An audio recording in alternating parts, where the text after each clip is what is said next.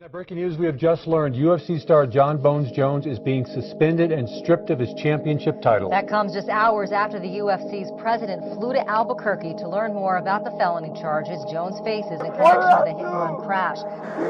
The other officers, I hate you. I hate you. So what is that like being Jon? Like, what is that like thinking there isn't another man on the planet that could do anything to you in hand-to-hand combat?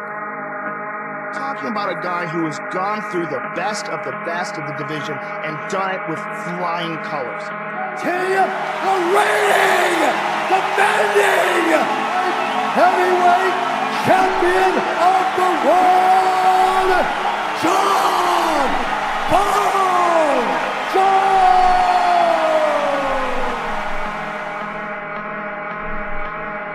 The greatest heavyweight of all time is the Titan of the Midwest. A two-time champion with 15 devastating knockouts. He is the most accomplished heavyweight champion in the history of the sport. A Cleveland icon who holds the UFC record for most heavyweight title defenses. Proving himself against the greats of the division for more than a decade. 4 successful title defenses, bunch of legends in his way.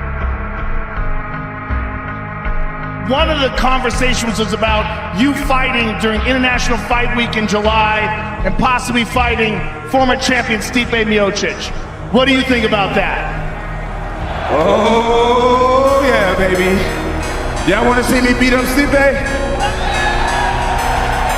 One thing I know about the UFC is we give the fans what they want to see. Stipe Miocic, I hope you're training, my guy. You're the greatest heavyweight of all time, and that's what I want. I want you real bad.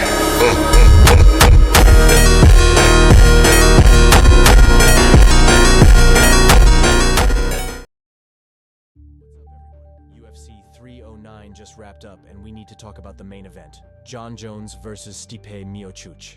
This was billed as the biggest heavyweight fight in UFC history, and while the result wasn't surprising, it definitely gave us plenty to discuss.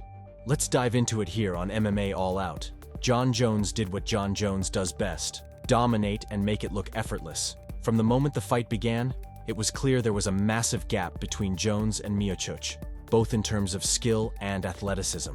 Stipe, the greatest heavyweight of all time, looked every bit his age. He struggled to close the distance, his speed wasn't there, and his punches lacked the power and precision that made him a legend. Jones, on the other hand, was on another level. He was calm, patient, and calculated.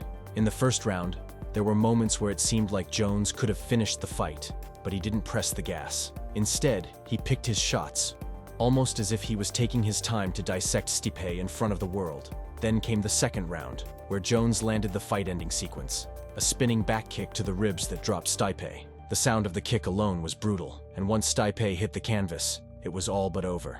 Jones followed up with strikes to seal the victory. It was a vintage Jon Jones performance, dominant, methodical, and clinical.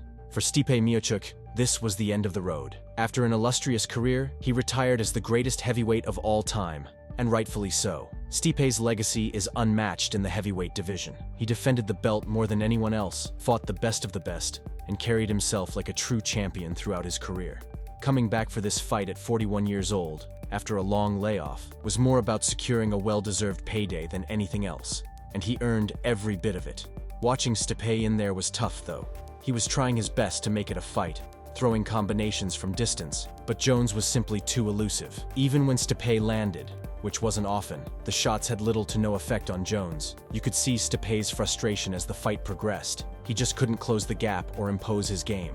Jon Jones looked phenomenal. He was calm, confident, and never seemed threatened at any point in the fight. That spinning back kick to the ribs that ended it, absolute perfection. And let's not overlook the high-level technique Jones showcased throughout, like the side kick to the knee into a perfectly executed trip. These are the kinds of moves that remind you why Jones is considered one of the greatest, if not the greatest, fighters of all time. But here's the thing. This fight didn't tell us anything new about Jones. He's still the king of the mountain, but we've seen him dismantle aging legends before. The narrative of Jones taking on fighters past their prime continues. And honestly, it's time for something new. Enough with the elder beatdowns. It's time for Tom Aspinall. Throughout the broadcast, the UFC kept referring to Jones as the undisputed champion. But let's be real, he's the disputed champ. There's an interim champion in Tom Aspinall, and he's been on a tear. Aspinall versus Jones is the fight everyone wants to see. It's the fight the division needs, and it's the only fight that makes sense for Jones if he wants to truly cement his legacy at heavyweight. What's frustrating is that the UFC didn't even bring Aspinall into the cage after the fight to set up the inevitable showdown. That was a missed opportunity to hype up the matchup we all know is next.